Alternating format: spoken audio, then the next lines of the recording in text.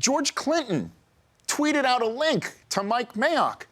So in this world of the NFL, there's stories that you would never expect, sort of Cinderella stories, the stories of unexpected. You have Brothers be yo like George, ain't that funkin' kind of hard on you? That was me with George on this show. But in the world of unexpected stories in the National Football League, there's now a third to go with the Cinderella story of Kurt Warner, Hy-Vee grocery clerk, Super Bowl MVP. Tom Brady, 199th overall, 4-time Super Bowl champion. And now, George Clinton tweeting about Mike Mayock can be added to that list. Mike Mayock, would you not agree that that's up on that par? Would you not agree? Yeah. I got to tell you something. I'm still laughing, Rich, yes. Because I got off the plane last night. I turned my phone on, and my son texted me the tweet. And I'm looking at this icon. When I'm 18 years old and a freshman at Boston College, and I hear this music coming from an album across the hall, back in the day when there were albums, and it was the Mothership Connection album, which I remember like it was yesterday. And I'm like, wow, that's awesome.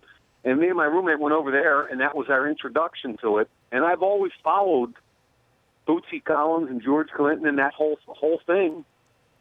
And I get in the car to come back, and this guy is giving me a ride who I don't even know. I'm laughing. And I go, dude, you want to hear a funny story? Did you ever hear of George Clinton? And he starts going, W-E-F-U-N-K. Better knows we. He said, are you kidding me, Mike? I know and have every one of his albums. So I'm singing with the guy driving me all the way home last night.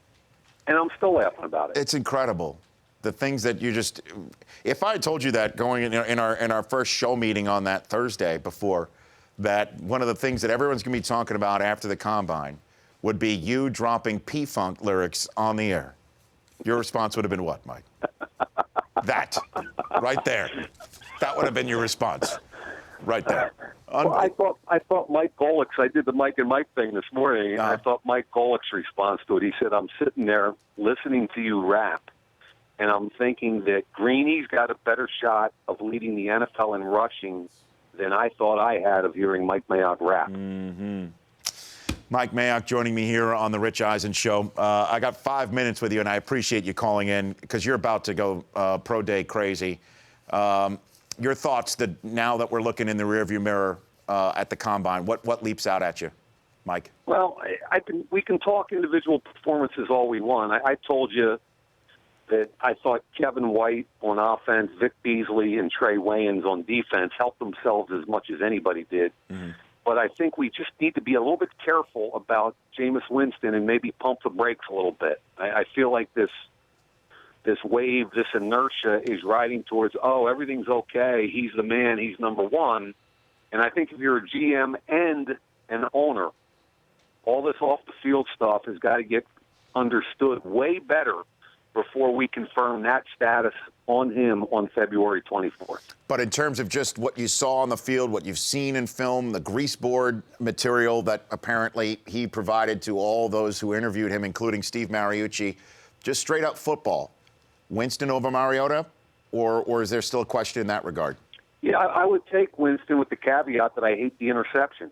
I don't think he can throw the ball away as many times as he did at the next level and get away with it, regardless of how good you are in the clutch. But that's my issue with him on the field, and you know what my issue is with Mariota. It's a pure projection. No matter how good he is, it's a pure projection. Which player is going to send you back to the tape more because of the way he performed or underperformed at the Combine? Well, that's a good one, and there's a couple knee-jerk reactions. One is the UConn kid that just jumped out of the gym. Mm-hmm. You know, that Byron Jones performance. I had seen a little bit of his tape, and I knew he was going to run in the low 4.4s, and his coach, Bob Diaco, told me the kid was explosive, but those numbers are crazy. So I got to go do some more work on Byron Jones.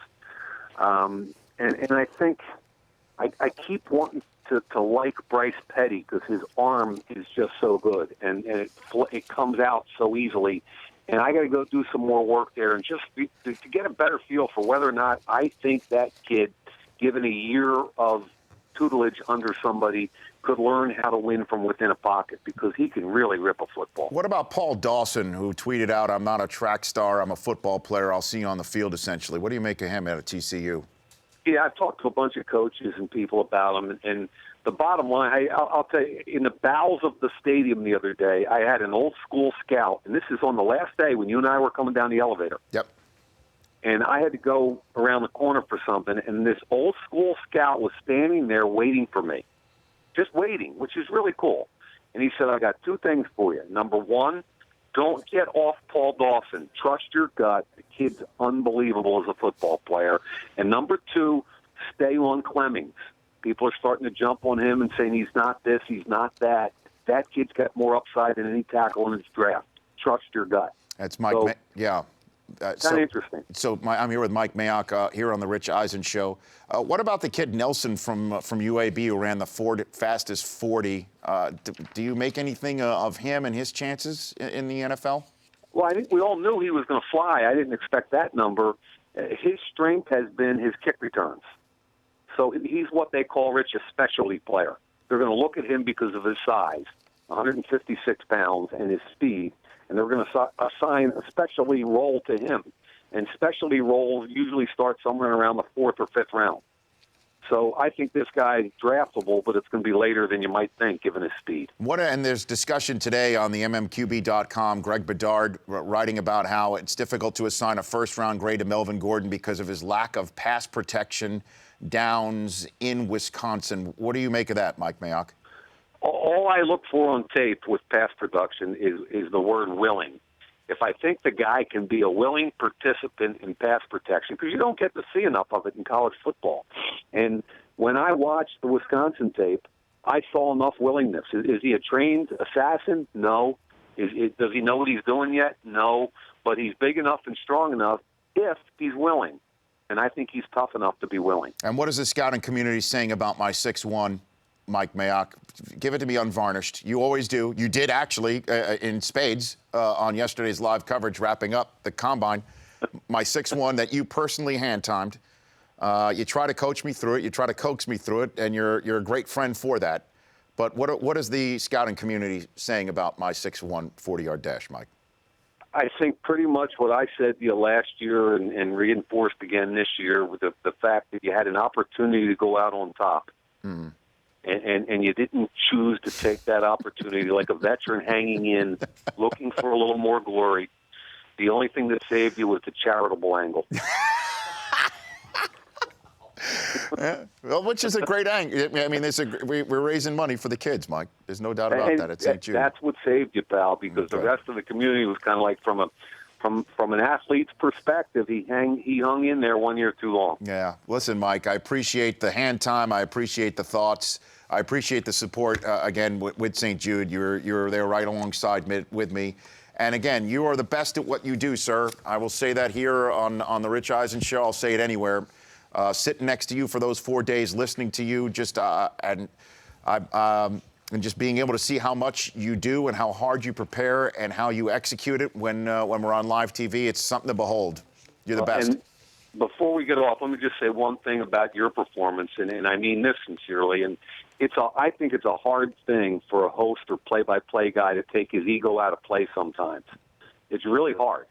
And some of these events that you and I do are so centric to the minutia of numbers and performance, etc., that sometimes you have to subjugate yourself to that a little bit. And I'm amazed at how willing and how often you've done it, and I just need you to know how appreciative I am of that also. You're the man, Mike. I look forward to our next chat as well, and you know, tear the roof off that pro day sucker, okay? All right, Mike. Funk on, brother. All right, there you go. That's Mike Mayfunk joining me here on The Rich Eisen Show. The Rich Eisen Show, weekdays at noon Eastern. On Audience.